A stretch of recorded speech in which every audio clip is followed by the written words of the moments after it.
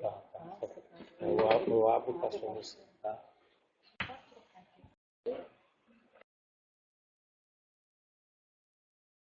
Bom dia a todos. Vamos iniciar mais uma sessão no Centro de Estudos. Hoje com a palestra Uma reflexão sobre a pós-graduação e a pesquisa no Brasil, pela professora Débora Fogel, professora titular do Instituto de Bioquímica Médica Leopoldo de Meis, da UFRJ. Vou chamar a professora para a mesa, por favor, e vou passar a palavra para a André, que tem umas explicações para dar. Bom dia a todos. Lembrando que o Centro de Estudos agora ele faz parte também da rede RUT, de telemedicina. Então, nós temos também participantes pela web, que também vão fazer perguntas. Nós temos mais de 100 alunos também na educação permanente, no EPSAMP, que é o projeto de educação permanente em psiquiatria e saúde mental. Até complementando, que a gente fica muito, muito orgulhoso e feliz de ter aqui a professora Débora Fogel. Quando eu pedi para ela dar do que ela gostaria de dizer, ela falou assim, só professora titular da UFRJ. Mais uma vez a gente percebe o quanto que ela, além de tudo, é extremamente simples. Vale a pena a gente destacar algumas coisas aqui do currículo da professora Débora Fogel, que além de ter sido nossa pró-reitora de pós-graduação, ela é pesquisadora também de produtividade do CNPq, é cientista do nosso estado, ela também faz parte da Associação Brasileira de Ciência, ela também ganhou alguns prêmios, como a Ordem Grande Cruz de Mérito em Pesquisa.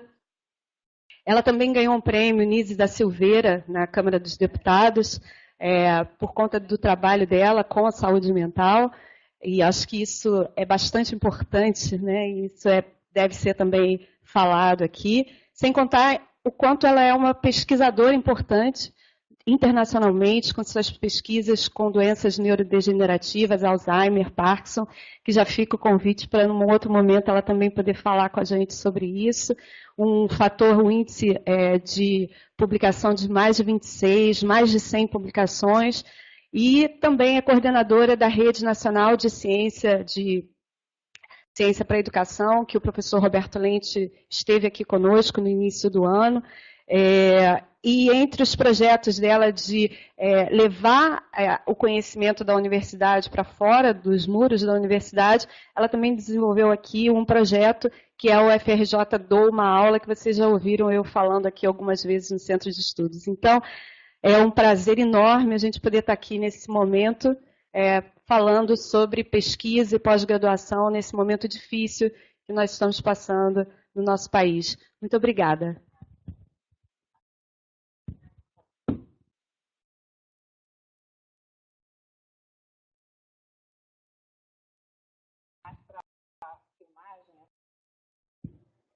Bem, gente, inicialmente eu é que me sinto muito honrada pelo convite, né, da Andréia, da professora Maria, para estar aqui hoje com vocês. Como a professora Andréia falou, né, eu sou pesquisadora do Instituto de Bioquímica Médica e a minha linha principal de pesquisa eu trabalho com a parte de doenças neurodegenerativas, em especial com a doença de Parkinson e outras polineuropatias.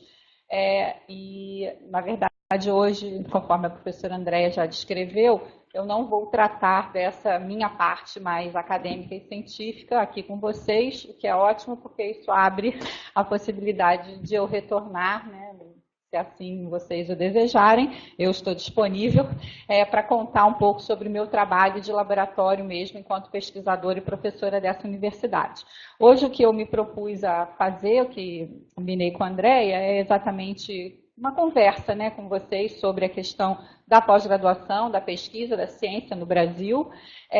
Eu estive como pró-reitora, junto com o professor Carlos Levi, né, na PR2, na pró-reitoria de pós-graduação e pesquisa, no quadriênio 2011-2015, junto com o professor Levi, e durante esse período, né, como pró-reitora de pós-graduação e pesquisa dessa universidade, eu obviamente refletia, pensava muito sobre a pós-graduação E em saindo da pró-reitoria, eu estou agora, Andréia, também na CAPES como coordenadora, como a coordenadora adjunta da área de Ciências Biológicas 2. Então, então eu continuo pensando sobre, quer dizer, acompanhando um pouco, tenho ido muito a CAPES nesses últimos meses por conta dessa minha atual posição na área de Ciências Biológicas 2, né, quer dizer, o programa aqui é da área de Medicina, mas o meu programa de Química Biológica é de uma outra área da CAPES, que é a Ciências Biológicas 2, então eu tenho acompanhado,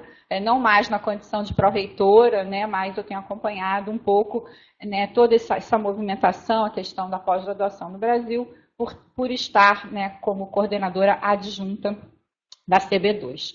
Então, o que a gente vai fazer aqui é uma conversa, né? Esse não é meu tema de pesquisa, não é isso que eu estudo, assim como vocês, eu sou uma pessoa preocupada, que acompanha, que está ali no front, tentando trabalhar, tentando fazer pesquisa nesse país. Então, me perdoe, me desculpe se algum dado, alguma coisa, ou alguma pergunta que venha a ser feita a mim, eu não possa desenvolver com, enfim, com a desenvoltura que vocês desejariam, mas só uma conversa. Então, aqui está... Ixi, desconfigurou aqui. Mas, enfim, isso aqui é mais ou menos um layout do que eu vou conversar com vocês, né? Quer dizer, primeiro eu queria gastar alguns minutos com essa reflexão que eu acho muito importante, que eu acho que a gente precisa ter muito claramente a noção de quanto nós que estamos aqui hoje, dentro de uma universidade, nós somos privilegiados, né, alguns dados sobre a pós-graduação no Brasil, para embasar um pouco as nossas discussões, a questão da quantidade e da qualidade. Eu quero discutir com vocês alguns mitos que circulam, que eu queria tentar mostrar para vocês, que para mim são mitos que eu não concordo, né, a questão dos investimentos e alguns problemas que eu acho que a gente ainda tem para resolver. Na verdade, esse último aqui eu poderia ficar aqui muitas horas, talvez dias, discutindo os nossos problemas, são muitos, mas eu escolhi uns 2 ou 3 só para terminar e amarrar um pouco a minha apresentação. Então, no que diz respeito a esse primeiro tema, esse primeiro tópico, né, de mostrar para vocês por que eu acho, né, que somos privilegiados, eu queria trazer algumas informações para a gente pensar sobre, né, uma delas é esta, né, que 40% da população no Brasil, né, de 25 anos ou mais, ainda não concluiu o ensino fundamental, e isso equivale a 53 milhões de brasileiros. Ou seja, enfim, isso é um dado que para mim é muito duro, né? Me emociona até de imaginar esse dado nesse país. Apenas 27% da nossa população tem ensino médio completo, né? Ou seja, 36 milhões de pessoas. Ainda temos 1,3 milhões de analfabetos no país e 23% dos nossos jovens entre 15 e 29 anos são nem-nem, né? Então, acho que esse conceito de nem-nem a gente já ouviu falar, que são aqueles jovens que nem estudam, nem trabalham. Agora, eu queria só fazer um pequeno parênteses, né, que esses 23%, quase, né, um quarto, um quinto da nossa juventude nem trabalha, nem estuda, e muitas vezes são tratados, né, como... não querem estudar, não querem trabalhar, quando na verdade não é isso. Essas pessoas estão em casa cuidando de seus irmãos, muitas vezes para as mães poderem sair, para os pais poderem. Isso, então, eu fico um pouco preocupada com essa taxação de nem, que dá uma impressão de que, que é um acomodado, está em casa, sei lá, assistindo televisão. Não é verdade. Essas pessoas, esses jovens, eles têm problemas muito sérios sociais que os tornam nem. Mas eles talvez não queiram ser nem. É falta de oportunidade, a necessidade deles estarem ali, muitas vezes, quando jovens, devendo estar no ensino médio, nas universidades, onde quer que seja, eles têm que cumprir papéis sociais que não lhe caberiam. Então, esses 4 dados, para mim, são muito impactantes e faz parte de mostrar como nós somos privilegiados, porque, de uma certa maneira, nós não estamos nessa estatística. Nós estamos aqui hoje sentados, temos curso superior, muitos de nós doutorado, se não todos, E aqui a gente tem um outro indicador que também é bastante impactante, que é o fato de que apenas 20% dos jovens brasileiros, nessa faixa de 18 a 24 anos, eles frequentam o ensino superior ou já se formaram. Também é um baixíssimo indicador, é o pior da América Latina, nós só não estamos pior do que o Haiti. E quando a gente olha, esses são dados que acabaram de ser publicados na semana passada, são dados da OCDE, né, que são os dados que a gente dispõe para a gente poder se enxergar e comparar. Então, aqui está o Brasil, não sei se vocês aí atrás estão conseguindo ver, mas não tem importância. Só olhem assim o painel geral. Aqui em verde, esse tom escuro, é a porcentagem da população entre 25 e 34 anos que tem ensino terciário e aqui ensino secundário. Então, nós estamos aqui com os nossos 20% dessa população, né, que se espera que já tenha, né, concluído o ensino terciário.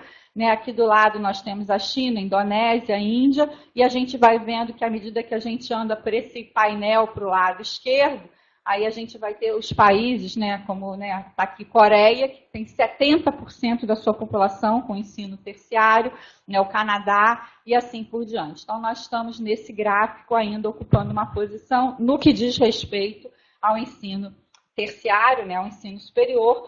20% dos nossos jovens têm essa oportunidade de cursar as universidades. Esse aqui é um dado também que eu acho muito interessante, que a gente toda hora ouve falar, e aqui está mostrado que é a questão que o ensino superior no Brasil é privado.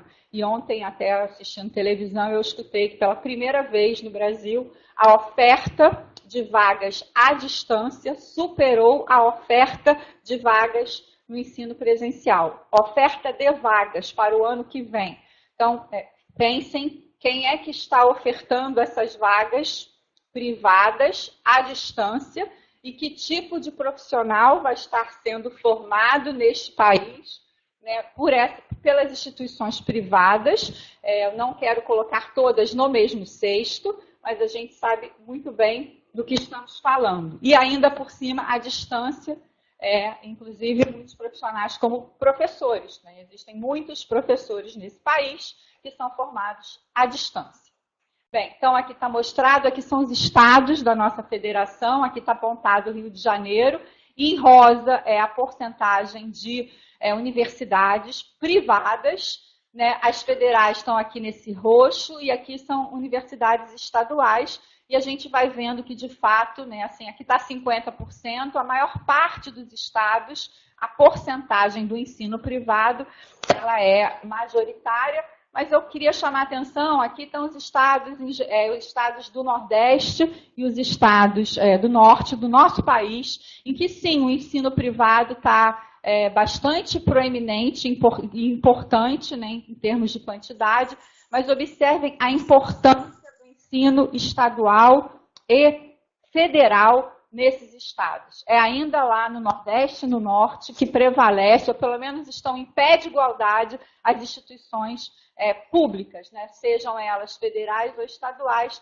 E no caso do estado de São Paulo, né, a gente tem aqui, olha, isso aqui é São Paulo, isso aqui tudo é a percentagem, quase 80% do ensino em São Paulo, por exemplo, é privado, apesar das três grandes instituições, como a USP, a Unicamp e a Unesp, que lá estão.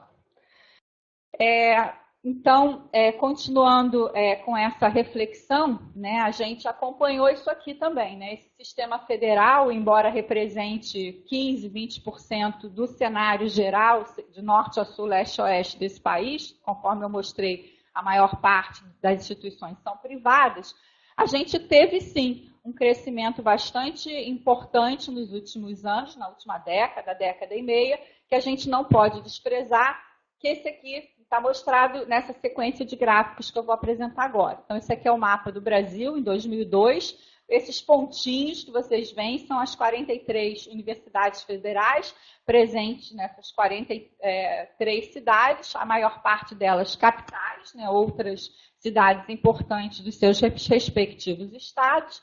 Isso aqui, em 2010, observem que beleza, o país começa a ficar com um aspecto meio que de catapora, né? A gente vê a entrada, a criação de universidades, 59 universidades federais em 2010, e aí a gente chega em 2017 com esse mapa, onde a gente tem 296 instituições de ensino superior públicas, 42% delas estaduais, 37 federais, representadas pelas nossas atuais 68 universidades federais, 38 institutos de pesquisa e os 2 Cefet, e 21% dessas instituições públicas são municipais, e eu acho que isso é uma coisa que a gente não pode esquecer, isso é uma coisa que aconteceu muito importante, uma política pública que, embora a gente possa até questionar, enfim, a gente pode passar aqui e discutir sobre isso enormemente, mas a gente não pode deixar de reconhecer que o ensino superior nesse país se interiorizou e foi para regiões remotas, onde nunca antes existia uma universidade. Bom, então isso é o que diz respeito ao ensino superior. Agora eu queria mostrar alguns dados da pós-graduação. E no caso da pós-graduação, o cenário é ainda mais grave. 20% dos jovens em idade para estarem nos bancos universitários estão no Brasil, 80% que deveriam estar não estão. Agora, olhem o que acontece na questão da pós-graduação, e aqui, embora sejam dados antigos, eu já vou apresentar os dados mais recentes que não mostram uma mudança nesse cenário. Se a gente olhar a idade de 25 a 33 anos, que é uma idade que a gente espera que o estudante esteja fazendo mestrado ou doutorado, a gente teria em torno de 30 milhões de jovens com esta idade e apenas 0,5% deles estão cursando ou fazendo, ou têm o título de mestre ou doutor nesse país. Então, 20% estão no ensino superior e 0,5% chegam à pós-graduação, e aqui são dados agora recentes de 2019, né, para toda a população de 25 a 64 anos, né, 0,2% desta população tem doutorado no Brasil, 0,8% tem mestrado no Brasil, quando a média dos países da OCDE, esses são os dados que eu tenho disponível, não conheço outros, mas na média da OCDE é 5 vezes maior, no caso de doutorado, para a população desses países, e nem sei quantas vezes, tem que dividir isso aqui, mas enfim, muitas vezes, 15 vezes maior para a questão do mestrado. Então, assim, esse é um dos nossos, obras inacabadas da nossa República, a questão da educação superior, né, eu sempre me refiro assim, e eu não vou falar, no começo eu apresentei as nossas obras inacabadas da República no que diz respeito à educação básica, porque não é possível a gente ter metade da população desse país que sequer tem um ensino médio completo. Então, para mim, essas são obras inacabadas desta República, que daqui a 2, 3 anos completa 200 anos de independência, e cabe a nós questionarmos que independência, né, que a gente fez, vai fazer, de fato, por esse país. Tá? Então, esse aqui também é só para comparar, né, esse cenário da pós-graduação. Brasil está aqui, também são dados de 2019, da OCDE. Então, aqui então, são a distribuição de mestrado e doutorado. Então, nós também estamos nessa doutorado, esse verde mais escuro, mestrado, bacharelado, esse verde claro aqui, e nós também estamos muito mal nesse gráfico de mestre, população com mestrado e doutorado, quando comparado aos dados da OCDE. Então, concluindo esse primeiro bloco de informações, de dados que eu queria trazer para vocês, para a gente pensar, eu julgo que nós somos privilegiados, e eu acho que, por sermos privilegiados, somos sim, a gente tem uma responsabilidade muito grande nesse momento que o país atravessa, porque somos, de alguma maneira, sem querer, qualquer espécie de, né, de botar coroa na cabeça de, né, assim, né, a gente precisa de entender, né, o nosso papel e a nossa importância neste momento em que a gente talvez somos poucos e a gente precisa sim dar a nossa contribuição para a gente atravessar esse momento difícil que a gente vive atualmente. Então, eu espero, nesse primeiro pedaço da minha fala, ter conseguido trazer alguns elementos para mostrar que, por estarmos dentro desta universidade, sim, somos privilegiados. E no caso de estarmos desta universidade, somos muito mais privilegiados, porque estamos dentro de uma das melhores universidades públicas federais desse país. Bem, então agora eu vou falar um pouco sobre os dados da pós-graduação no Brasil. Então agora eu vou mergulhar, trazendo algumas informações que obviamente estão no site da CAPES, né? E até porque, como tenho ido muito à CAPES, como eu mencionei, eu tenho, enfim, acesso a algum desses dados, embora sejam dados públicos, qualquer um dos que aqui estão presentes podem tê-lo. Então, isso aqui está mostrado desde 1998 até 2017, desculpem, o crescimento da pós-graduação no Brasil. Aqui é número de cursos, programas de pós-graduação no Brasil, de norte a sul, leste a oeste. Nós tivemos um crescimento nessas, né, duas últimas décadas, praticamente 3 décadas, né? A gente teve um crescimento de 214%. Então, a gente, né, multiplicou por muitas vezes o número de programas nesse país. E isso também é uma coisa que a gente precisa assim, né, olhar para isso com muito carinho. E isso é uma vitória da comunidade, de pesquisadores, dos cientistas brasileiros, né, dos professores, né, que fizeram esse trabalho.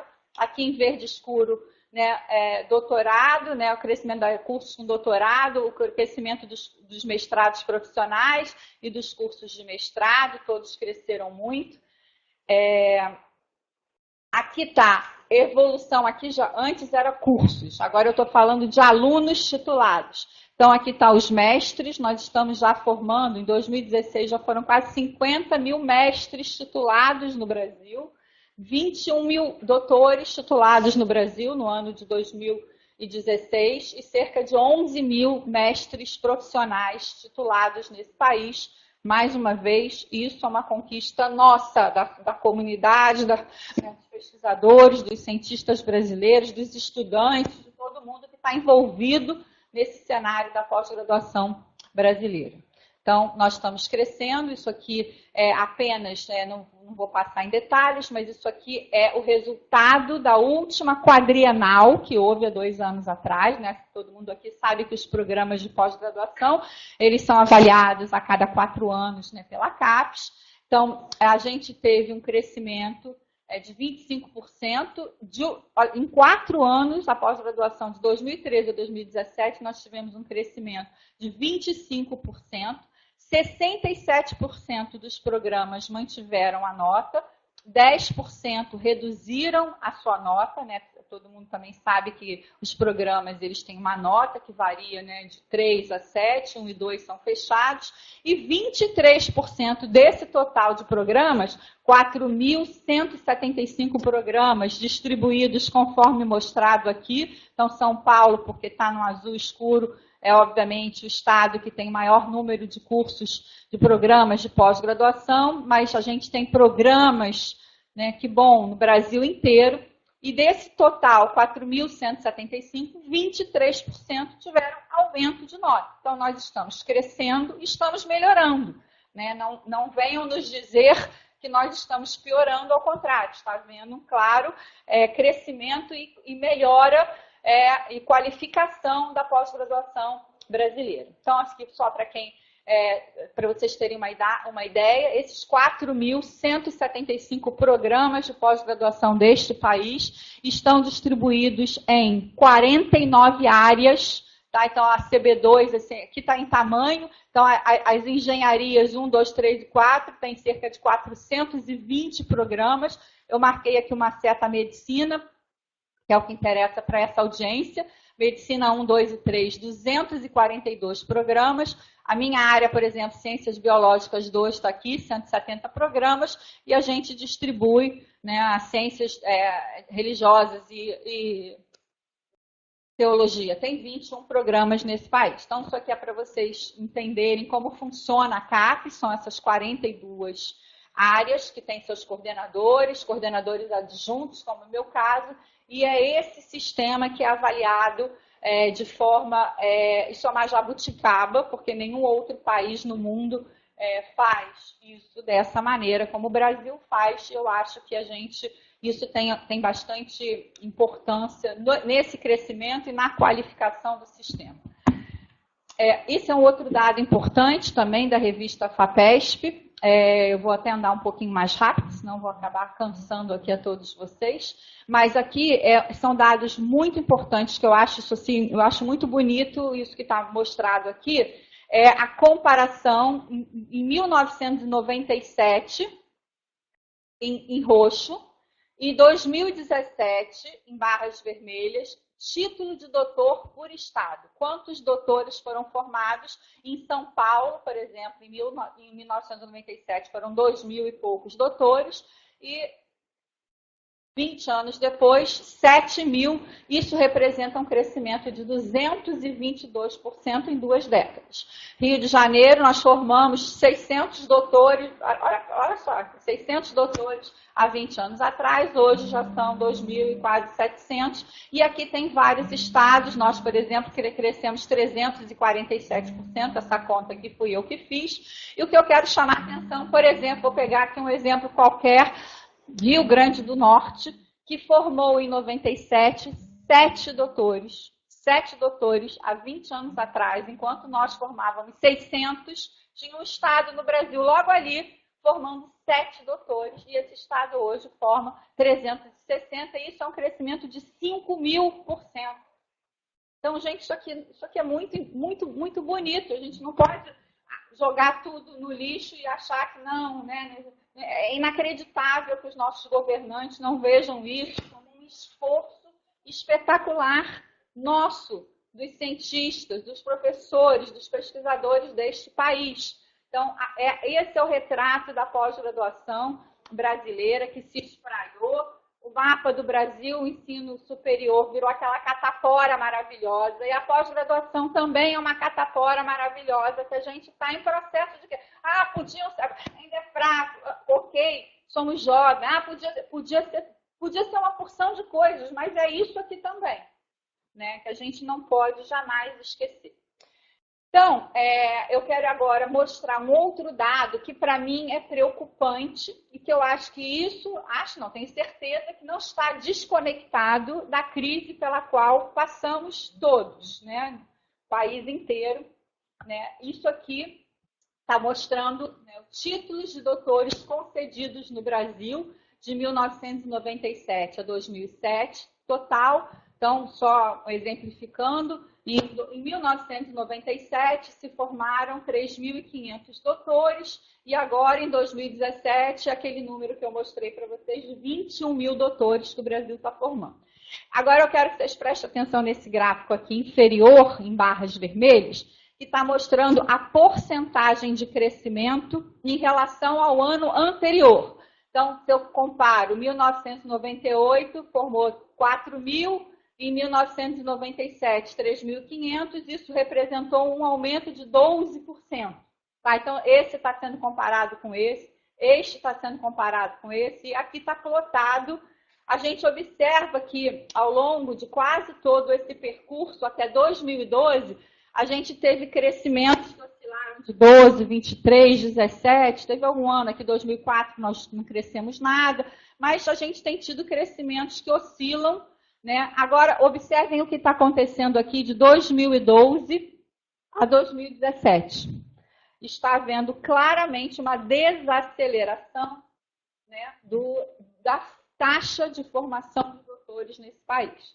Né? Então, isso aqui é uma coisa que a gente tem que parar para pensar. Em 2017, em relação a 2016, aqui não me parece um movimento aleatório, me parece uma tendência muito clara, né, que tem se confirmado desde 2011, 2011 até 2017, a gente vê claramente que há uma desaceleração da formação de doutores. Isso tem a ver com a redução das verbas que a gente tem recebido, dos cortes consecutivos de bolsa.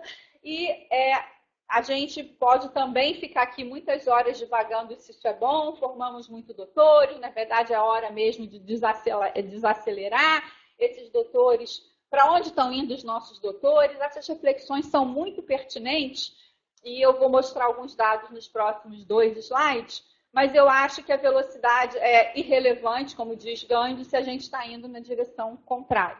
Então, para mim, eu acho, a gente pode discutir, eu acho que a gente está indo na direção contrária quando a gente desacelera a taxa de formação de doutores nesse país, porque da mesma maneira, quando a gente compara quantos doutores, já mostrei isso no começo da minha fala, o Brasil tem 7,6 doutores para cada 100 mil habitantes. Esse é muito pouco, né, quando a gente compara com outros países, enfim, da OCDE, mais uma vez, que são os dados que a gente tem disponível, ou seja, então, ainda somos um país, já falei, já mostrei, onde há uma baixa relação, baixa quantidade de doutores para dar conta de resolver os nossos problemas nacionais, né, fazer pesquisas, resolver, e a gente está vendo que existe uma desaceleração na formação de doutores no país. E aqui, esse é um gráfico que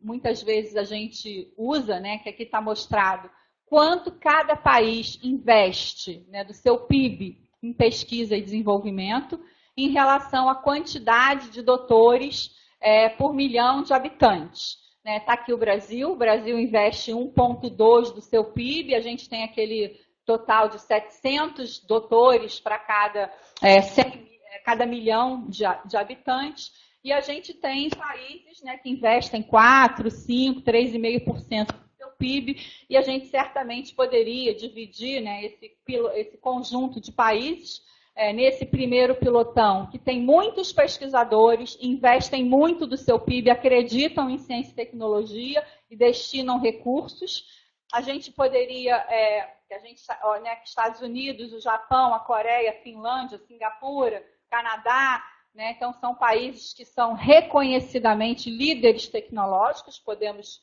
discutir, questionar sobre isso, mas eles são sim considerados os líderes tecnológicos entre as diversas nações. Temos aqui um segundo pilotão e um terceiro pilotão onde estamos nós, né? Está a Polônia, Itália, China, enfim, Índia, África do Sul, aqui inseridos. E aí eu sempre, quando olho esse gráfico, eu me lembro daquele biscoito Tostines. Não sei se vocês lembram. Será que o Tostines vende muito porque é fresquinho ou ele é fresquinho porque vende muito? Então, para mim, será que esses países eles investem mais em ciência e tecnologia porque eles são ricos e têm dinheiro? Ou será que eles são ricos e porque eles investem mais em ciência e tecnologia? Então, na verdade, talvez a resposta para essa pergunta seja as duas coisas. Eles são ricos porque investem mais em ciência e tecnologia, e ao investirem mais em ciência e tecnologia, educação e inovação, eles se tornam mais ricos num círculo virtuoso, que é o círculo do biscoito Tostines. Então, aqui eu vou passar rápido, é só para mostrar o crescimento, mas já estou um pouco avançada no tempo. Então, nesse cenário que eu mostrei, estamos desacelerando a formação de nossos doutores, temos poucos doutores no Brasil. Por outro lado, somos um dos países que menor taxa de doutores entre várias nações.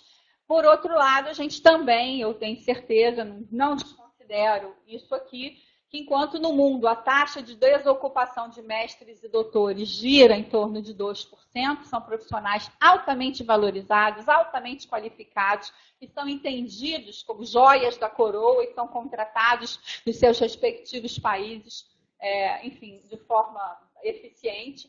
A taxa de desocupação dos nossos doutores é de 25% no Brasil e a de mestres, e ainda pior, 35%. Então, isso tudo está nesse mesmo cenário. Eu confesso que é difícil a gente vale a pena desacelerar a formação de doutores. Esses doutores estão, sim, nesse país ficando desempregados. Então, são questões difíceis que a gente precisa endereçar e precisa responder. Então, isso aqui é mais ou menos o que eu acabei de falar, que está havendo essa desaceleração, e o que a gente vai fazer com essa informação. E levando em consideração esse outro dado, que para mim é muito importante também, que é a questão da distribuição de doutores nesse país. Então, essas manchas mais escuras é onde se concentram a maior parte de doutores, né? Então, a gente vê que são as famosas mesorregiões. Então, o IBGE divide o país, mais do que em estados e capitais, por mesorregiões. Por que isso é importante? Porque, por exemplo, se a gente olha o estado do Rio, que é aqui pequenininho, a gente tem, sim, aqui em torno da capital, uma região que tem, sei lá, 200, 300 doutores por 100 mil habitantes. Mas se a gente olhar esse resto do estado do Rio de Janeiro, é esse rosa clarinho, que tem indicadores, né? Que se a gente olhar essas mesorregiões, ainda faltam doutores nessa região. São Paulo está aqui. São Paulo tem mais doutores do que toda a região Nordeste, só a capital. E aqui a região de Santa Maria, no Rio Grande do Sul, observa que ela tem uma taxa de doutores muito parecida, por exemplo, à região da capital em torno de São Paulo. Então, a gente ainda tem muitos espaços vazios, regiões do país, mesmo no estado do Rio de Janeiro, que carecem de profissionais, de doutores, pessoas com pós-graduação, que são pessoas capazes de desenvolver pesquisas, etc. Aqui é a distribuição de doutores no Brasil, na capital, em rosa, e no interior. O único estado deste país onde a distribuição de doutores é maior no interior do que na capital é Minas Gerais. O resto, em todos os outros estados do Brasil, a gente tem praticamente, né, o Distrito Federal, Amazônia, né, a Acre, Roraima, o Rio de Janeiro está aqui. A maior parte está na capital, no interior. O interior é assim, ali em Campos, né, ali no resto do estado, não há doutores, né, não há atração para esses profissionais irem para essas regiões. Então, isso também é uma coisa que a gente tem que pensar nessas mesorregiões, capital versus interior dos estados, nesse contexto, nesse caldo todo de coisas que a gente precisa pensar. Vou passar essa parte aqui bem rapidinho, que é a quantidade e a qualidade da ciência do Brasil. Então, nesse intervalo, né, de 7 anos, enquanto o mundo cresceu a sua produção 23%, o Brasil cresceu 41%. Então, nós estamos crescendo mais a quantidade da produção em relação ao mundo. Obviamente, a gente se depara, né, com... Isso aqui é uma charge que mostra o professor, não sei das quantas, morreu porque não publicou, né, aquele dilema de publish or perish, né, quer dizer, isso há sim uma pressão sobre as pessoas para que elas publiquem, né, então isso também a gente tem que levar em consideração nesse cenário. Isso aqui mostra, né, a posição nesse ranking de produção científica em 2017, o Brasil está ali entre 13ª e 14ª, os Estados Unidos e outros países, né, o Canadá, 9º, enfim. A China está aqui, o segundo maior produtor de ciência do planeta. E aqui está outra vez mostrado esse crescimento. Então, aqui nós representamos hoje em dia cerca de 2,5% da produção do planeta é brasileira. Então, isso aqui é a evolução da o percentual em relação ao mundo. Nós estamos crescendo, a nossa representatividade nesse cenário geral. E aqui também é uma coisa muito importante que está mostrando, né, o número de artigos que cresceu muito nos últimos anos. E aqui é a qualidade desses artigos. Então, a gente também ouve muito por aí, a ciência brasileira, ok, ela cresce, mas ela é fraquinha, ela não está se qualificando, é de qualidade questionável. Quando a gente olha o dado, isso aqui é o impacto, né, dessa publicação, a gente vê que essa curva ela tem altos e baixos, mas ninguém vai me dizer que isso aqui não tem uma inclinação positiva para cima, mostrando que sim, estamos progredindo em quantidade e em qualidade. né? Isso aqui é o impacto das áreas. Olha, isso aqui é uma coisa muito interessante, porque aqui está mostrado o número de artigos, né, de várias áreas, clínica médica, física, engenharia, né, e aqui está mostrado o impacto em verde. Então, essa linha aqui é considerada a 1, que seria o impacto do mundo em todas essas áreas. Está tudo normalizado pelo mundo. Então, o que eu quero chamar a atenção para vocês, por exemplo, aqui, ciências espaciais. O Brasil tem um impacto maior do que o mundo. Os nossos artigos, se a gente comparar o que o pessoal das ciências espaciais, o INPE, entende? O que eles publicam tem um impacto maior do que a média dessas ciências espaciais no mundo. Física, se a gente diz que o mundo tem um impacto 1, os nossos colegas físicos, eles publicam melhor do que a média mundial. Então, assim, a gente tem, de fato, algumas áreas que estão um pouco abaixo da média mundial. Mas ninguém vai me dizer que isso aqui é uma vergonha. Não é uma vergonha. Nós estamos próximo dos nossos pares mundo afora. Qualquer área que a gente olha. Clínica médica, quase igual à produção do mundo. Né? Então, assim, qualidade aqui não é quantidade, isso aqui é a qualidade. Se a gente normaliza o mundo na clínica médica, nós estamos 90% dessa qualidade. Em algumas áreas, nós estamos muito próximo ao mundo, estamos fazendo a mesma coisa que os nossos pares fazem, a mesma qualidade, que é aquilo que a gente estava discutindo aqui, nós somos bons. Né? Em algumas áreas, até acima, isso aqui é um recorte mais fino, em algumas sub-áreas, né, que a gente também passa, mas a maioria a gente está muito próximo, outras muito embaixo. Mas no contexto geral a gente está razoavelmente bem. Eu vou tentar terminar nos próximos 5 minutos. Isso aqui é um outro mito, gente. Assim, isso aqui é uma outra coisa que eu já não aguento mais ouvir onde eu vou.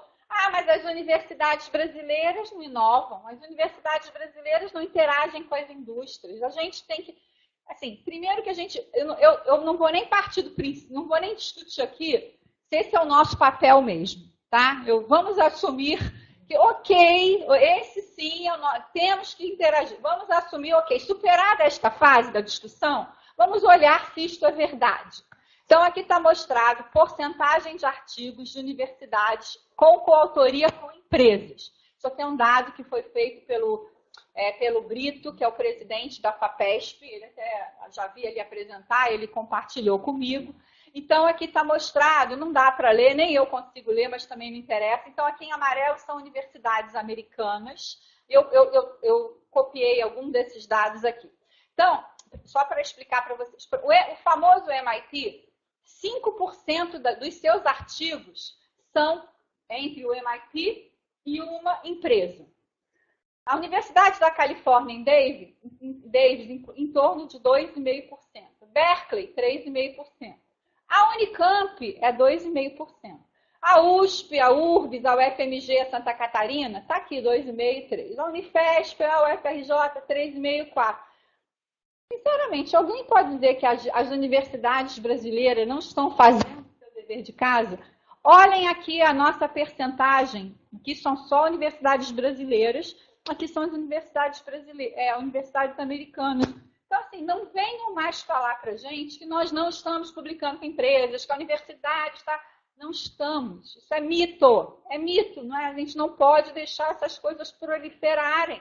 Aqui está por país, o Brasil está aqui.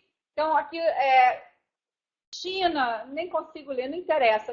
Isso aqui é por países, tem países que tem 4,5%. O Brasil, com todas essas dificuldades, não recebe nada do governo. E mesmo assim, a gente está aqui. Então, não venham mais, a gente tem que, de uma certa maneira, não deixar que essas coisas, essas informações proliferem. Né? E se a gente olhar um pouco também, mas quais são as empresas com as quais a gente publica?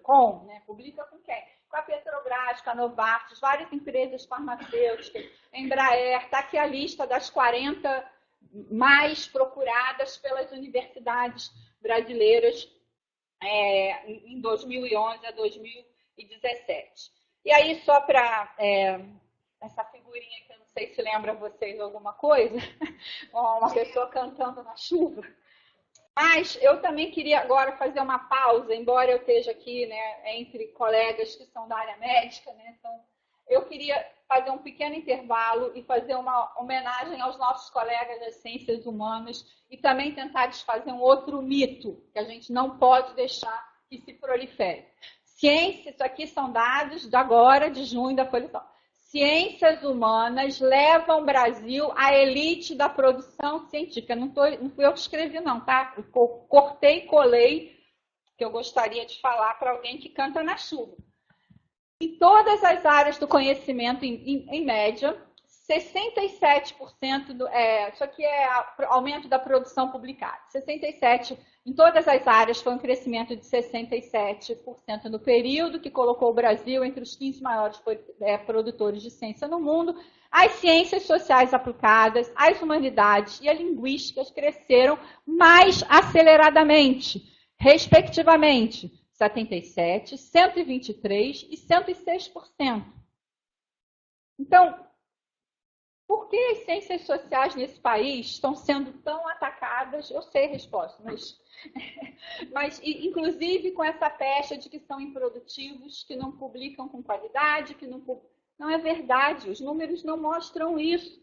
E aqui a gente olha claramente, se a gente olha livros e capítulos, quer dizer, a gente pedir que os nossos colegas das áreas humanas publiquem artigos, ok, mas esse conjunto de pesquisas, o objeto deles de se comunicar com o mundo é livros e capítulos. Então vamos olhar e comparar com a gente o que eles têm feito em termos de produção de capítulos e livros. Então, ciências da saúde, engenharias, nós estamos encolhendo. E aqui são todos os nossos colegas, né, das ciências sociais aplicadas, ciências humanas, linguísticas, para eles, o crescimento da publicação de capítulos e livros aumentou nos últimos anos, aqui está mostrado em 2 anos, enquanto nós estamos decrescendo a nossa... Ok, também talvez não seja esse o nosso maior veículo de comunicação, mas não adianta eu perguntar para alguém das áreas das ciências humanas quantos artigos você publicou, se esse é o veículo que eles usam com maior preferência. Então, eu só queria terminar esse meu pequeno parênteses fazendo uma saudação aos nossos colegas que têm sido muito atacados nesse país, né, das humanidades. Não é isso que os números mostram, não é isso que eles têm feito. Eles têm, sim, feito seu dever de casa muito bem, com muita eficiência, até maior do que a gente. Vamos reconhecer isso. E chega dessa coisa de, enfim, questioná-los e... termino essa parte, já estou terminando, também fazendo uma homenagem, né, às ciências humanas e sociais nesse país e também à pesquisa básica. E eu acho essa charge aqui bem interessante, né, essa conversa. Né, um homem pré-histórico pergunta para que ele apresentando a roda, né, para que isso serve? Ainda não sabemos, fazemos pesquisa básica. Aí esses daqui respondem, que bonito, a gente se matando, carregando pedras e arrastando animais selvagens e os senhores se divertindo, fazendo coisas que não servem para nada. Então, entendeu? Assim, esse é um exemplo, assim, também quero fazer uma homenagem à pesquisa básica nesse país. Né? Então, assim, não existe isso, não existe essa pesquisa não serve. Todas as pesquisas, se boas, são muito importantes, são muito relevantes.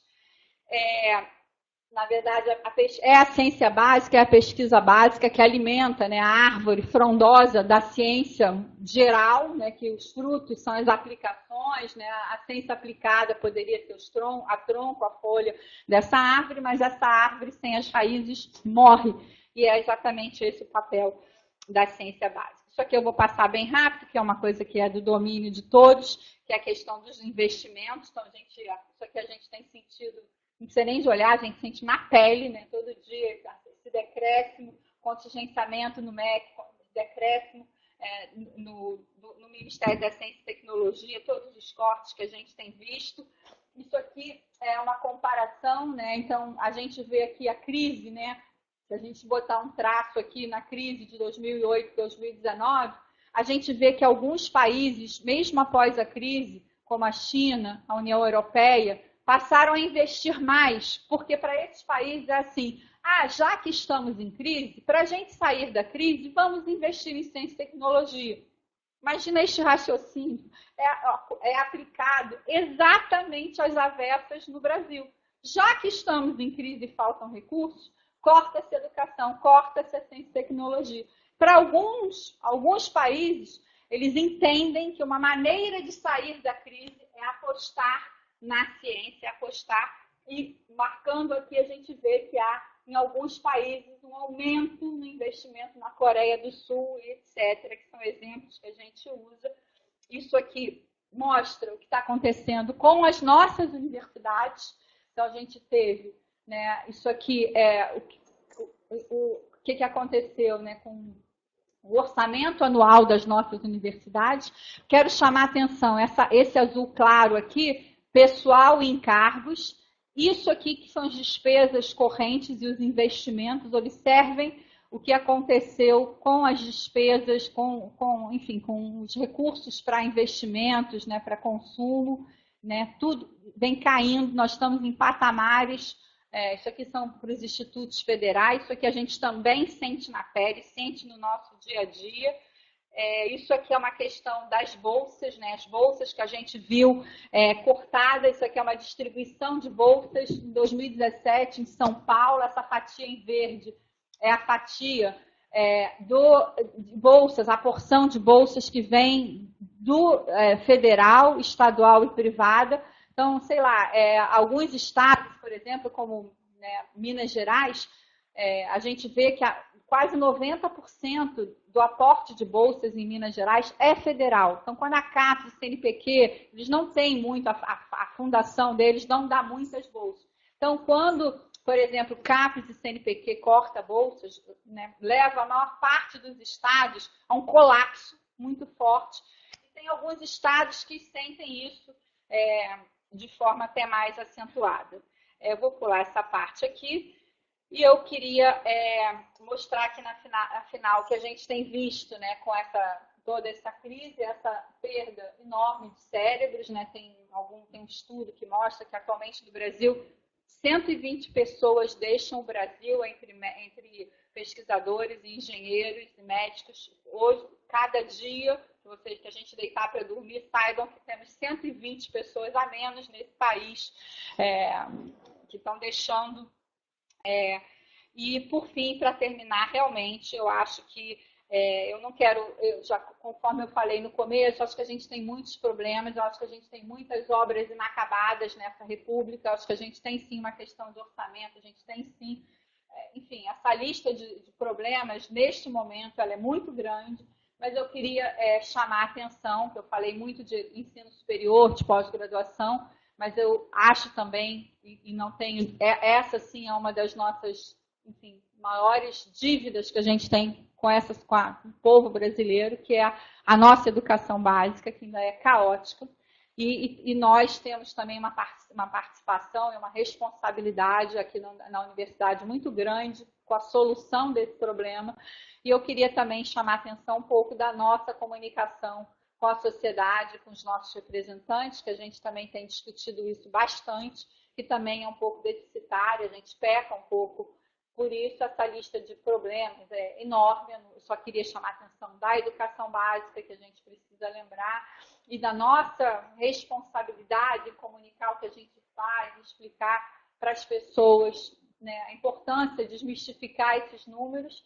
E nessa pesquisa de 2 mil brasileiros entrevistados, apenas 13% sabiam citar o nome de uma instituição de pesquisa do Brasil.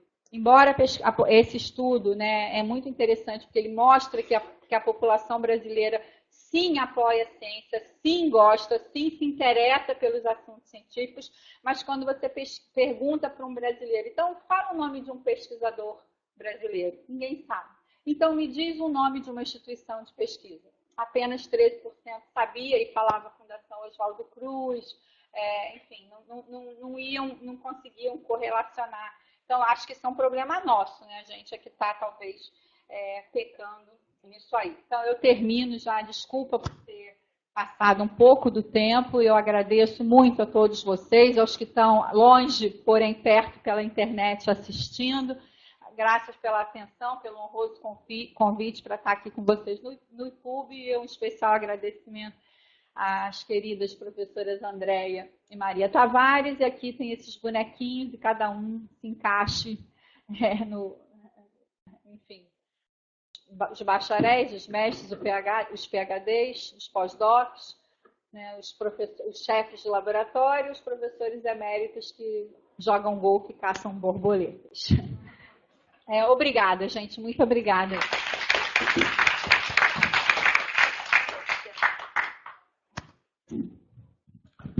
Bom, então vamos passar às perguntas.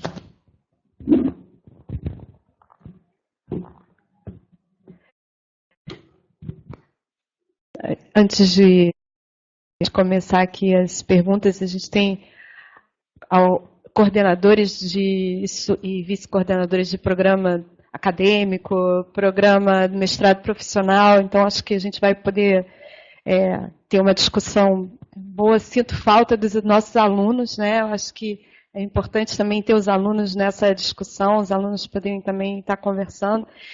E você falando, eu fiquei pensando em tanta coisa, escrevendo aqui muitas coisas, porque a gente fica pensando não só nas nossas possibilidades, mas também o que a gente está errando, né? Aonde que a gente está errando. E semana passada a gente teve um centro de estudos também muito importante com o professor Pedro Gabriel falando sobre violência, e ele finalizou propondo agendas. Eu acho que isso também é importante, é o nosso papel, a gente propor agendas. Eu sempre falo para os alunos que o momento de dificuldade é de oportunidade, então a gente tem que aproveitar isso como uma oportunidade para tentar fazer as transformações. Mas impacta muito quando você mostra para a gente um cenário que é um cenário de redução de investimento, de redução de número de doutores, né, do percentual de doutores que a gente está formando. Quando você fala da questão do aumento das instituições privadas, a gente sabe que, na verdade, são as públicas que vão formar os doutores. E então, se a gente tem um aumento das instituições privadas, a maioria delas não oferece doutorado, oferece muito mais mestrado do que doutorado, então a gente também tem esse cenário de diminuição, a evasão das pessoas, e aí o professor Márcio sempre fala, não são só os mestres e os doutores, todo mundo está indo embora, né? E aí, quando a gente olha para todo esse cenário ruim, a gente vê um aumento da qualidade e da quantidade da publicação do Brasil. Quer dizer, não faz o menor sentido, né? Então você vê todo um cenário ruim, mas você vê o Brasil sendo o 13º em maior quantidade de publicação de artigos científicos. Então, a gente tem um potencial enorme, e mesmo com todo o cenário ruim, imagina se esse cenário estivesse sendo favorável. Aí uma outra questão que eu fico pensando também, que você coloca no final, que é essa questão de translação, né? Da gente tentar fazer uma ponte maior com a sociedade. Eu acho que a universidade precisa fazer isso. Então, eu acho que muitas vezes a gente faz muita coisa, e aí eu dando o exemplo nosso, da nossa casa aqui, a UFRJ. A UFRJ é maravilhosa, ela faz muita coisa boa, mas a sociedade não sabe. E eu acho que é um papel nosso tentar mudar, a gente tem que rever. As coisas que davam certo antes não estão dando certo mais. Então, o que a gente pode fazer de diferente? E talvez fazer mais divulgação do que a gente tem, até mesmo dentro do Instituto de Psiquiatria, divulgar mais os nossos laboratórios, os nossos ambulatórios, tudo que a gente tem de possibilidade aqui de pesquisa, de assistência, de extensão, de educação. Então, pedir ajuda aos nossos colegas da comunicação, que são tão bons, que poderiam estar fazendo vídeos, para a gente usar as mídias, usar as redes sociais de uma forma profissional, para mostrar à sociedade o que a gente faz e que a gente resolve, a gente soluciona os problemas da sociedade. E a sociedade, ela valoriza aqueles que solucionam os problemas, e a gente soluciona os problemas. Só que a sociedade não sabe disso. Então, acho que a gente também precisa. Enfim, tem uma série de coisas aqui que eu fico pensando, mas eu vou deixar para as pessoas da web e daqui do auditório falarem. Professor Márcio Amaral.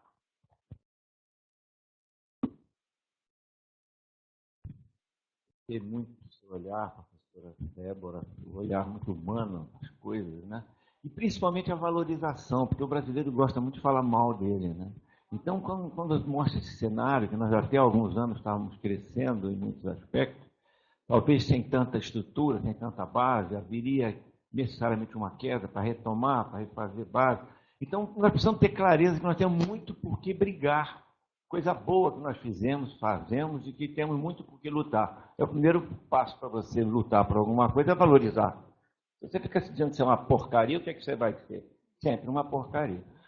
Bem, privilegiados, sim, somos privilegiados. Mas isso aumenta o nosso compromisso social. Mas eu vou fazer um contraponto, porque o risco da gente cair no narcisismo profissional é muito grande. Narcisismo profissional, de achar que todo mundo quer ser como nós, né? Eu acho que nem sempre isso é verdade, né?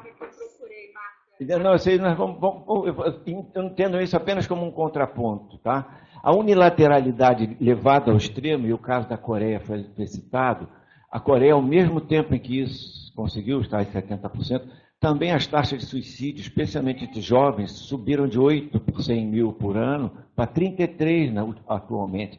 Então, tem muita gente que não quer fazer o curso superior, que nós chamamos superior, eu detesto essa expressão, é melhor chamar terciário mesmo. Aí eu cito Noel Rosa, que fui eu me lembrar aqui, meu Deus, Batuque é um privilégio. Ele que parece que tentou curso superior, entrou, começou e saiu, se não me engano, né? Batuque é um privilégio. Ninguém aprende samba no colégio. Quer dizer, então, peraí, tem gente que é da cultura e que não vai querer saber muito das formalidades.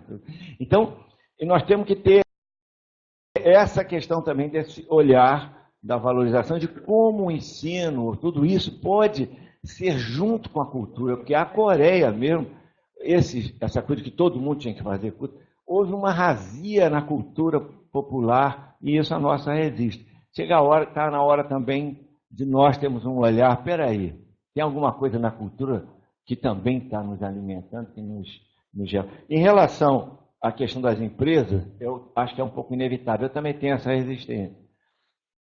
O difícil é manter a autonomia, né? Porque quando você entra, frequentemente o dinheiro acaba valendo mais, o interesse e tal, a pesquisa básica, o conhecimento por si só fica colocado de lado, porque a empresa é a empresa. Mas acho que nós temos avançado muito e vamos retomar isso de novo. Isso aí vai ser um pesadelo que a gente vai acordar dele e vai sair mais forte. Sou um eterno otimista. Obrigada. Marcos, obrigada pelos seus comentários. Eu também, eu mostrei a Coreia, porque sempre quando se apresenta, todo mundo quer saber, mas quem é esse país que está aí? Então, é a Coreia em vários casos. Mas eu acho que a gente, quando a gente pensa, o que a gente quer ser enquanto país? Eu acho que a gente não deve querer ser igual a Coreia, talvez escolher alguém ali mais no meio. A gente quer melhorar a nossa educação básica. Então, assim, a gente quer, mas a gente não pode, né, seguir muito traçado a história, porque eu não quero chegar realmente, como você colocou muito bem, na Coreia, que as crianças estudam, sei lá, 12 horas por dia, e né, a gente ler coisas que não são muito boas, que são efeitos colaterais dessas políticas muito alucinadas, né? Então, eu concordo contigo com respeito a isso, eu só menciono a Coreia, porque a gente usa muito esse exemplo, mas eu concordo que a gente tem que responder o que a gente quer ser, né? A gente quer chegar onde nesse gráfico, quer andar até quanto, e às custas de quê, né? Então, a gente tem muitas coisas para perguntar e para responder e a criar os nossos próprios caminhos. Quando eu digo assim que a gente é privilegiado, você tem toda a razão. Eu também não acho que hoje em dia a universidade é a solução e todos têm que estar, né, na universidade. Mas é que eu acho assim, a universidade certamente, né, a sua missão talvez maior é formar profissionais qualificados, competentes, mas ela é um lugar assim, que traz cidadania. Eu fico com pena assim, de que é um lugar de bom convívio, que acho que qualquer pessoa que está aqui dentro, ela sai daqui, além de um título, com uma outra visão de mundo, com uma outra, né, interage, conversa. Então, assim, mesmo que a gente... Eu queria que todo mundo estivesse numa universidade, mas porque eu acho essa instituição tão importante, né, que mesmo que as pessoas, né, através do batuque, que não precisam estar aqui para aprender a batucar, ou para escrever um belo poema, ou para criarem as suas próprias empresas, né, tem muitos jovens, né, autodidatos, mas é porque eu acho esse ambiente tão maravilhoso que eu gostaria de que todos os brasileiros tivessem a oportunidade de poder estar aqui discutindo, ouvindo, pensando, refletindo. Então, é mais como uma coisa, uma instituição que traz, né, traz cidadania, que traz, que expõe, né, o país que está aqui dentro, né, todas as suas facetas. Então, talvez não tenha deixado bem claro. E nós certamente não temos que ser narcisistas. Eu digo que os nossos problemas, que as nossas responsabilidades aumentam, porque eu me preocupo muito quando nesse cenário, muitas vezes a gente se reúne, vamos para a rua para defender os cortes na ciência, na educação. Não, a gente tem que ir hoje à tarde para a rua para defender a Amazônia, porque a gente sabe muito bem o que né, os nossos colegas, a gente tem que sim estar, né, na luta para defender as conquistas que a gente teve com os direitos humanos. Então, a nossa responsabilidade aumenta, porque eu acho que a gente não tem que ficar só defendendo o nosso umbigo, que cortou a ciência, tecnologia, educação, só isso que nos leva para a rua. Não, a gente hoje em dia tem que ir para a rua, não digo para a rua, ou pelo menos a gente tem que se posicionar, a gente tem que falar, a gente tem que, né, em tantas frentes, em tantos aspectos, porque sim, somos privilegiados e conseguimos, porque passamos por essa instituição democrática que confere cidadania, que nos expõe, que nos faz questionar. Então, é nesse sentido que eu queria pontuar. Professora Maria. Bem, primeiro eu queria dizer do privilégio que foi conviver com a professora Débora, né? Eu na direção do PUB e ela na pró-reitoria de pós-graduação, assim. Acho que aquele momento ali, né, que o professor Levi, a gente tinha... Eu comecei a entender isso que ela fala um pouco, assim, do privilégio de conviver com pessoas que não só têm uma competência, mas têm um amor pelo país da gente, né? A gente não vai pegar o avião ali daqueles 140 por dia. A gente vai ficar aqui, a gente vai brigar até o final no que der. E isso eu conheci a professora Débora naqueles tempos. Não era esse. Depois da IBCL e outras, mas não era só, era qualquer coisa que ela dizia. Ela foi estudar, ela estava sempre com um livro, geralmente em inglês, enorme, sobre educação, sobre pós-graduação, trazendo elementos. Né? Então, realmente você foi assim, uma pró-reitora que eu acho que teve uma visão. A Andréia está aqui, né? Graças a isso, porque ela pode enxergar a importância de trazer a Andréia para cá. Então, pessoas que fazem a diferença, né, Débora? Eu acho que conviver com você aqueles 4 anos e depois continuei admirando por isso, porque é uma pessoa que está pensando, não está pensando no próprio amigo, está pensando não só na UFRJ, está pensando no Brasil, está pensando como é que a gente avança. A Andréia já citou aí aquele programa maravilhoso que você fez, Doe uma Aula, que é essa tentativa da gente chegar na sociedade, da gente ir para a escola pública, de botar o nosso conhecimento lá, etc. Então, isso que a Andréia fala, né, crise é oportunidade, sim, a gente precisa se juntar e pensar, e como diz o Márcio, eu também estou nessa, vamos atravessar o pesadelo e vamos sair do outro lado mais forte. Agora está muito difícil, a gente precisa realmente se dar a mão, então você está aqui hoje, para nós é uma alegria enorme, porque a gente tem que se dar a mão e tem que atravessar isso. E a gente vai sair do outro lado, e a gente continua trabalhando, a gente continua formando gente, a gente acabou também, uma coisa que você nos ajudou muito, a graduação de musicoterapia saiu, a gente está no 2º semestre, foi a última graduação que a gente ainda conseguiu criar no apagar das luzes aí de entrar no pesadelo, mas já estamos no 2º semestre, o pessoal está aqui trazendo música, e a gente continua. Eu acho que o público não caiu 1 milímetro nem no seu trabalho, nem na sua produção, nem no que a gente tem para fazer. Porque eu acho, sim, a gente é um privilegiado, não só porque a gente teve a chance de estudar, de se formar, mas porque, de alguma maneira, a gente tem essa cabeça de pensar no coletivo, de pensar na nossa nação, de pensar o que é o Brasil, o que a gente quer para o Brasil. Se a gente não tiver brasileiros pensando isso, quem vai pensar? Ninguém. É a gente que tem que fazer a construção. E nisso as ciências humanas são impagáveis, né? São elas que construíram a nossa ideia, nossa história, nossa narrativa, que estão trazendo uma narrativa mais verdadeira agora com todas essas questões do racismo, da escravidão, da negritude, coisas que a gente não falava. Então a gente também está podendo construir uma história de Brasil outra e mais ampla e mais aberta, que agregue todo mundo. E isso é fruto da universidade, não só, mas também, né?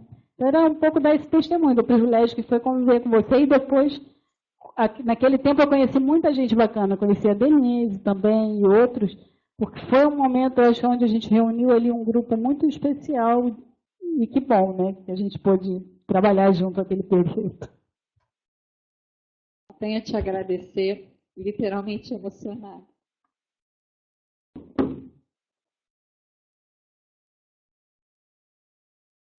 A gente, enquanto isso, tem uma pergunta aqui da web, que eu acho que, de uma certa forma, fala um pouco daquilo que a gente falou sobre agenda, né? Eu acho que ela está fazendo uma pergunta sobre, então, que agenda que a gente pode propor aqui nesse cenário? E aí ela pergunta como fazer nesses tempos de futurice, de desconsideração e desinteresse de investimento nas ciências humanas e na clara valorização do empreendedorismo em detrimento da pesquisa, é a Fernanda Leite. E aí eu acho que até uma coisa que, acrescentando aqui a essa pergunta dela, que eu acho que é muito importante isso que você fez também, que foi colocar dados, então evidências. O professor Roberto Lente, quando veio aqui, ele também fez isso. Ele falou, olha, estão sendo feitas políticas na área da educação que não são baseadas em evidência. Então, isso é o que foi feito e aqui é a evidência que a gente tem. E ela está indo exatamente contra, como no caso, por exemplo, da retirada da educação física escolar, quando todas as evidências no mundo inteiro mostram que a educação física ajuda no desempenho escolar das crianças e dos adolescentes. E aí é a mesma questão, quer dizer, então você começa a dar mais valor e liberar mais verba para determinadas áreas que você claramente mostrou aí que não são as áreas mais produtivas. E que não são as áreas que você tem um crescimento maior. Então, por que isso está sendo feito? Porque tem que ser feito em relação à evidência, né? Então, todas as nossas políticas têm que ser baseadas em evidência. E aí a gente não tem essa evidência. Então, poder mostrar essa evidência do quanto que a área de humanas, o quanto que as ciências da saúde é que tem a maior produção. Então, quanto que essas áreas são áreas que estão crescendo, apesar de tudo, que são produtivas. Então, eu acho que isso também é bastante importante. Tá funcionando. Obrigada pela pergunta que chegou da Fernanda Leite. Fernanda, a sua pergunta é muito importante, né? Assim, que é o que o na verdade falou na fala dela, qual é a agenda, né, para esse cenário? Enfim, a gente pode ficar aqui e pensar. A resposta ela é multifacetada. A Andréia mesmo já que apresentou uma parte dessa resposta, que é, primeiro, mostrar os dados e o tempo inteiro se contrapor aos dados que não são verídicos. Então, cabe a nós esse trabalho de formiguinha, de mostrar, né, assim, o aluno da universidade não é caro, porque não é correto. Nenhuma instituição no mundo, quando calcula o preço do estudante, quer precificar o estudante, não tem que colocar aposentado, não tem que colocar, tem que explicar que quando compara os nossos estudantes, aqui está incluído um custo muito grande com hospitais, que são necessários. Então, a gente tem que explicar o que a gente está mostrando, os números. Então, mostrar que não é verdade que a universidade brasileira não interage com as empresas. Não é verdade que as nossas ciências humanas sejam capengas e não estejam... Então, a gente tem um trabalho que é esse, que é levantar dados e sermos muito efetivos na maneira de como a gente vai contrapor a esses dados que acabam, meu Deus, assim, às vezes eu vejo colegas meus dizendo, mas a ciência brasileira é horrorosa, gente, assim, como assim a ciência, a gente só publica coisas ruins em revistas de baixo impacto, então, assim, colegas nossos, então, é difícil, gente,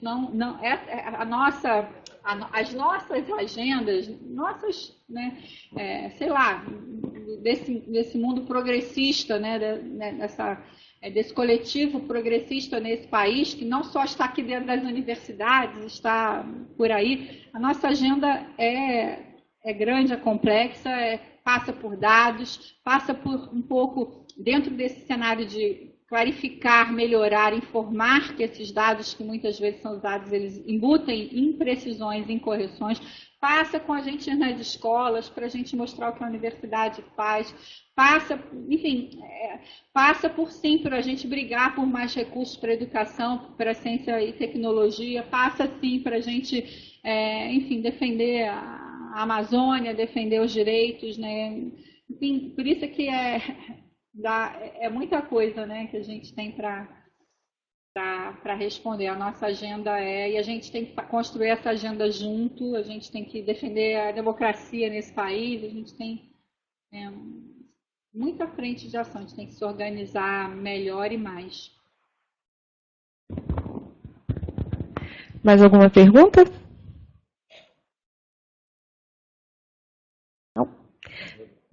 Não, a outra é para a Maria depois na... Bom, então acho que a gente pode finalizar. Eu vou passar para o professor Jorge para finalizar e falar sobre o Centro de Estudos da semana que vem. Mas, mais uma vez, agradecer muito esse, realmente, como a Maria falou, um privilégio enorme que a gente teve hoje aqui, de ter a oportunidade de ter essa visão, essa aula, que foi uma aula que a gente recebeu aqui sobre pesquisa e pós-graduação, e que a gente possa, tanto os alunos da web como os que estavam aqui, possam reproduzir essas informações e que a gente possa ter mais momentos para a gente pensar na universidade, na educação, na pesquisa, porque definitivamente esse é um momento de oportunidade que a gente tem que ter, principalmente as pessoas que estão aqui, porque eu acabei de dizer isso, muitos dos nossos pesquisadores que estão aqui não estão por falta de oportunidade de sair. É porque eles não querem ir para o Galeão. É porque eles ainda acreditam que existe aqui uma necessidade da gente mudar essa realidade, que não vai ser o Galeão, não vai ser indo embora que a gente vai conseguir mudar essa realidade. Então, às vezes também tem esse mito, né? Quem ficou aqui é porque não tem oportunidade de ir embora. Não, não é verdade. A gente tem grandes cientistas que teriam lugar nas melhores universidades do mundo inteiro e eles fizeram a opção de continuar aqui, como é o caso da professora Débora Fogo. Professor Jorge. Bom, então vamos encerrar o Centro de Estudos, agradecendo à professora a excelente palestra, né? E a possibilidade de ter noção de todos esses números que dão uma visão muito melhor do que se passa com a pesquisa no Brasil. Na semana que vem vamos ter avaliação de capacidade laborativa em psiquiatria, perspectivas atuais pelo Dr. Leonardo Meia, que é preceptor do programa de residência médica em psiquiatria forense aqui do IPU, tá bom? Muito obrigado, professor.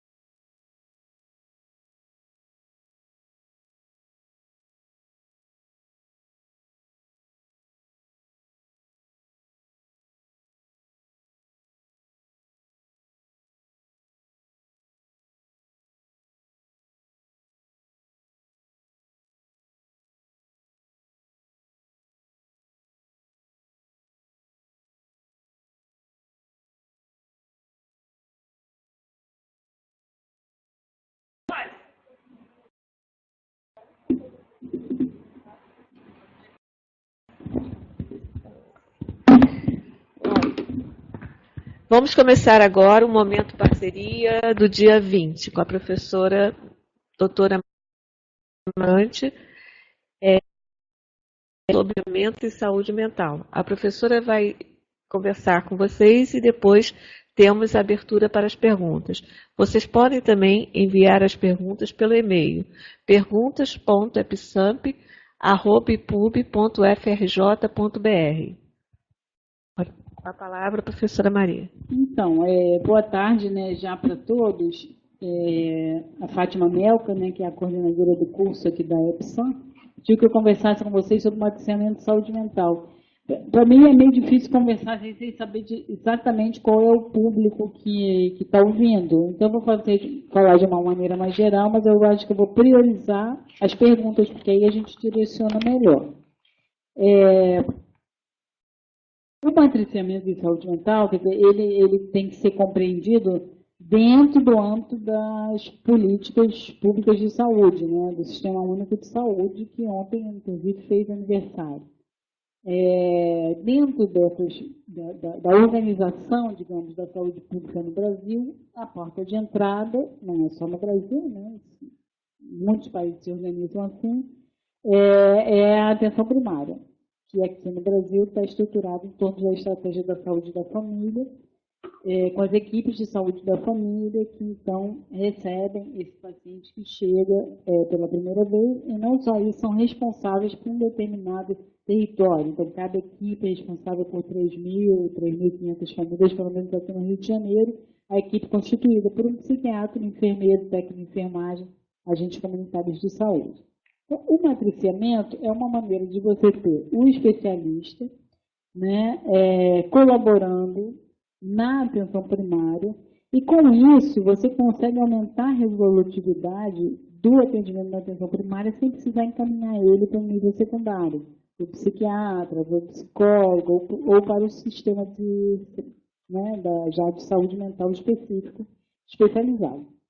A ideia, então, que esse matriciamento ele faz parte dos núcleos de apoio à saúde da família, NASF. Nesses núcleos de apoio à saúde da família, você tem especialistas que apoiam a saúde da família. Entre eles, vai ser um profissional de saúde mental, pode ser o psiquiatra, pode ser o psicólogo, pode ser o terapeuta ocupacional, e em muitos lugares é o próprio CAPS, o Centro de Atenção Psicossocial, que é responsável por fazer esse matriciamento da equipe de saúde da família. Como é que isso se dá? Na verdade, o ideal, e como é preconizado no matriciamento, é que seja uma consulta conjunta. Então, o médico lá, né, atendeu uma pessoa, percebeu que tem um transtorno de saúde mental, mas é alguma coisa que ele precisa de uma orientação, ou pelo menos ele confirmar se o que ele pensou é aquilo mesmo, etc. O médico, o enfermeiro, às vezes a própria CS. Então, marcam o que a gente chama de uma consulta conjunta. Então, o especialista de saúde mental, ele não vai atender o paciente, depois vai relatar para a equipe de saúde da família o que aconteceu. O ideal é que eles possam atender juntos, né? E aí, nesse atendimento conjunto, que inclusive é encaminhado e liderado pelo próprio médico de família, com a presença do matriciador de saúde mental, aquele caso, então, é discutido, conduzido, etc. Ele pode, a partir daí, continuar com o médico de família, etc., ou pode chegar à conclusão que ele tem que ser encaminhado por um especialista, para o CAPS, né, para uma psicoterapia. E, então, na verdade, basicamente, o matriciamento de saúde mental é isso, é essa estratégia de você ter o especialista na atenção primária, com consultas conjuntas, para potencializar o atendimento da saúde mental na própria atenção primária. Não sei se a gente pode partir para perguntas, porque aí eu vou poder direcionar melhor as minhas respostas. Nós já temos aqui 6 perguntas. Vamos lá, então. Vamos aqui à pergunta eu acho da que Patrícia. Está até chegando aqui para mim. Tá bem? Também. Mas você quer ler, então, a pergunta da Patrícia? Leio. Tem aqui. Ela pergunta que ela gostaria de saber se quais os benefícios trazidos pelo matriciamento ao usuário de saúde mental. Quais os benefícios, né? Sim. Os benefícios é que ele vai poder ser atendido com melhor qualidade na própria atenção primária, que é aquele atendimento perto da casa dele, que tem o agente de comunidade de saúde que vai na casa dele. Então, os benefícios são nesse sentido, de você potencializar o atendimento de saúde mental na atenção primária, sem precisar encaminhar ele para o especialista. Posso dar exemplo. Eu faço um matriciamento numa clínica da família do Andaraí, aqui no Rio de Janeiro, que é a clínica de família da Leia Firmo Dutra. Então, não é infrequente que a gente receba, por exemplo, lá, encaminhado, geralmente, o primeiro atendimento é sempre feito pelo médico, pela equipe, né, de saúde da família. Por exemplo, adolescentes com ideação suicida, ou adolescentes com esse fenômeno de cutting, né, de se cortar, etc. Pelo fato de ter um matriciamento lá, o que acontece? Ou, se for uma situação muito emergencial ali na hora, que o profissional está na dúvida do que fazer, pode me acessar, pode me ligar, pode mandar um zap, etc. A gente vai trocar uma ideia ali. Ou a minha agenda, toda terça-feira de tarde eu estou lá com os internos de medicina da UFRJ. Então tem uma agenda eletrônica, ele bota lá, se for uma emergência e a agenda estiver cheia, mesmo assim a gente conversa e a pessoa vai lá, e aí a gente atende junto. E isso, muitas vezes, a importância é que você dá uma segurança para aquela equipe, por exemplo, para uma não internação de um adolescente, porque você diz, não, vamos ver quais são os recursos que ele tem, qual é a rede que ele tem, a família é presente, não é presente, qual é a medicação que a gente vai poder fazer, a gente conversa também com o próprio adolescente, e com isso você evita, por exemplo, ele parar numa emergência psiquiátrica, acabar num caminho de internação, quando muitas vezes isso não é necessário, mas quando o profissional não tem a experiência, fica inseguro de tomar uma decisão dessas, que de fato gera insegurança, poxa, eu não vou internar esse adolescente, ele vai se matar, como é que vai acontecer? Mas quando ele tem um especialista que tem muito mais caminho rodado, muito mais experiência, ele pode se sentir mais seguro, por exemplo, para fazer um acompanhamento desses, usando estratégias da saúde da família, que é a questão da longitudinalidade, né? Você pode pedir para a pessoa vir todo dia na clínica para acompanhar, fazer uma espécie de ambulatório de crise, mas tendo o respaldo do especialista, que está garantindo a ele, não, vamos fazer junto, vamos fazer assim. Então, acho que o principal benefício é isso, é você possibilitar o atendimento de casos de saúde mental na atenção primária e aumentar a resolutividade desse atendimento. Temos mais duas perguntas aqui da Patrícia. Ela pergunta se o matriciamento é uma estratégia utilizada em toda a rede ou ainda está em fase de implantação. E a outra é se existe treinamento sobre o mesmo, né, sobre matriciamento para a equipe. Na verdade, existem os núcleos de apoio à saúde da família já instituídos, né, na Política Nacional de Saúde da Atenção Primária, política de atenção básica, mas para cada 9 equipes você deveria ter um núcleo de apoio à saúde da família, ou seja, né, um matriciamento. Mas isso não acontece. Você tem muitas e muitas clínicas, equipes aí espalhadas pelo Brasil que não têm esse NASH. A gente vinha num processo de implantação de crescimento, agora a gente está nessa situação complexa aqui do nosso país, que os investimentos, infelizmente, em saúde e educação foram congelados, todo mundo conhece essa história. Então, a gente vinha num processo de expansão e agora a gente está num processo, na verdade, não só de não expansão, mas em muitos lugares com decréscimo, o que é uma lástima, mas a gente vai atravessar isso, vai sair do outro lado e, se Deus quiser, as coisas vão retomar o seu círculo virtuoso. Né? E a outra pergunta é se tem treinamento.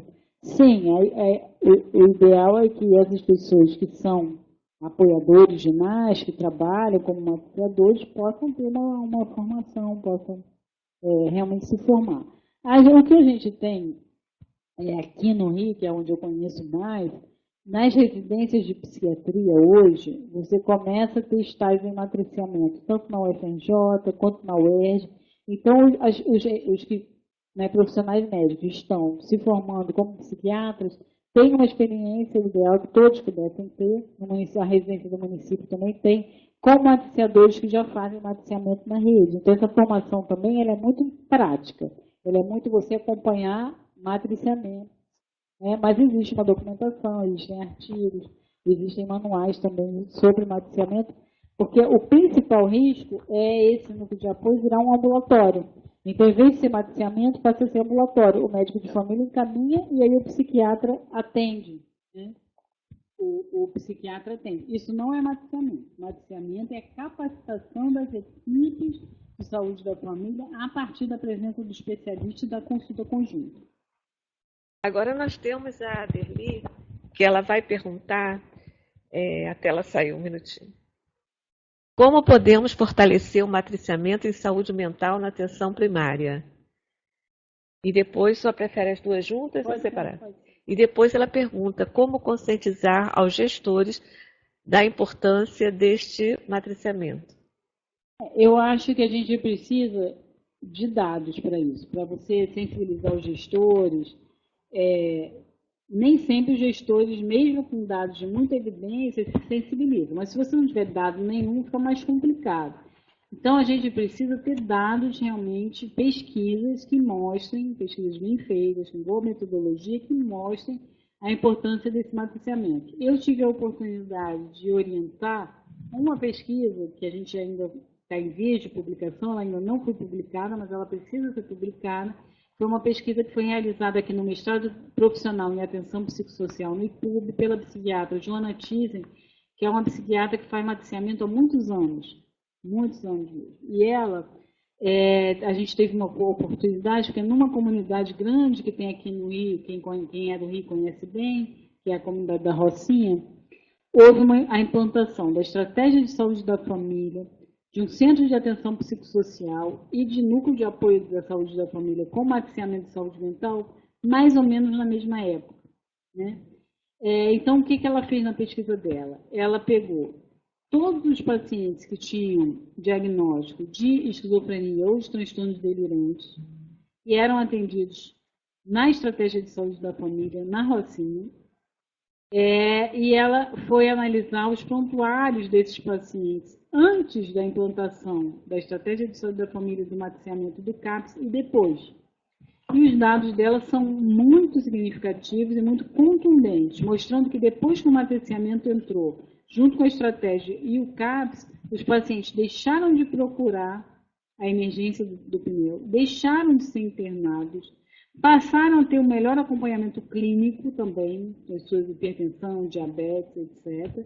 E mostrando com dados a importância de você ter o matriciamento. Então, a gente precisa de pesquisas que possam mostrar, né, a eficácia do matriciamento de saúde mental para a continuidade do tratamento, para a melhora do tratamento, para a melhora da qualidade de vida dos pacientes e dos familiares.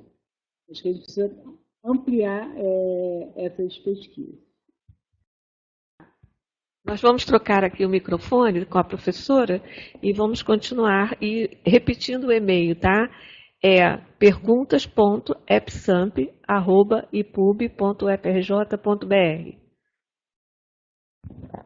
Professora, a Ana Paula, ela faz a pergunta a seguinte. Ela diz que aqui ela relata que ela fez estágio no NASP e realizávamos matriciamento. Pensávamos juntos a respeito dos casos. Porém, quando se fala em matriciamento na atenção psicossocial, no CAPS, fico na dúvida sobre como o mesmo se dá. Seria chamar a atenção básica e profissionais de outros dispositivos, se necessário, para pensar juntos, no sentido de compartilhar as inquietações sobre determinado caso e pensar em alternativas para beneficiar o usuário? Ana Paula, né? Ana Paula, isso que você descreve, na verdade, é a discussão de caso, né? Não é o matriciamento. O matriciamento implica em atender junto. É a consulta conjunta que vai caracterizar o matriciamento. Você pode ter uma supervisão, você pode ter uma discussão de caso, você pode ter uma sessão clínica, você pode ter um fórum ampliado para discutir, chamando todas as pessoas da rede. Aqui no Rio tem os fóruns, né? Você chama o pessoal do serviço social, você chama o bombeiro, você chama a polícia, você chama a escola, você chama os profissionais do CAPS, você chama os profissionais da atenção primária. Mas isso é uma discussão de uma situação clínica, isso não é um matriciamento. O matriciamento implica na consulta conjunta, o matriciador poder ver aquele paciente, aquela família, junto com a equipe da estratégia. Eu sei que em muitos lugares não é assim que acontece, mas o que nós consideramos matriciamento de fato é quando o profissional atende junto com a estratégia de saúde da família. Obrigada, professora. Agora nós temos a Fernanda Orsini, que ela diz que ela é do serviço social e ela não teve nenhuma matéria sobre saúde mental e matriciamento. Se a senhora poderia indicar alguma bibliografia para ela? Eu posso, Fernanda, mas eu te mando depois, tá? Porque aí eu vou ver aqui com a Fátima como é que a gente faz para encaminhar. Tem material do Ministério da Saúde, tem outros materiais, tem artigos também falando de matriciamento. Eu vou selecionar os que eu achar que estão mais indicados e mando para a Fátima, que coloca para vocês. Eu vou colocar no próprio ambiente virtual, onde vocês têm momento parceria, que vocês vão ter a gravação da professora Maria e o round da professora Maria falando de matriciamento. Então, quando ela entregar esse material, eu coloco ali, tá? Tá ótimo. Mais alguma pergunta? Acho que por enquanto chegaram essas. Vamos ver aqui se tem mais alguma. Olha, professora, até o momento temos essa. A senhora gostaria de falar mais alguma coisa? Não, só agradecer. É estranho a gente falar sem ver as pessoas, né? Mas, enfim, é o mundo que a gente está hoje, né? Esse mundo virtual. Eu espero que possa ter sido proveitoso. Se alguém tiver alguma outra pergunta depois quiser encaminhar, a Fátima tem como chegar até mim. E aí a gente responde escrevendo, né? Tá, e eu vou convidar a senhora também para entrar no round. tá Que é o bom. fórum que tem sobre o momento parceria. Tá bom. Tá? Tá certo. Então, obrigado, professora. Nada, um abraço, boa tarde para vocês. Obrigado, Fátima. Obrigado os meninos lá da técnica, né? Mauro, Cisne, Heitor, Renato, que eu vi por aí. Um abraço, tchau.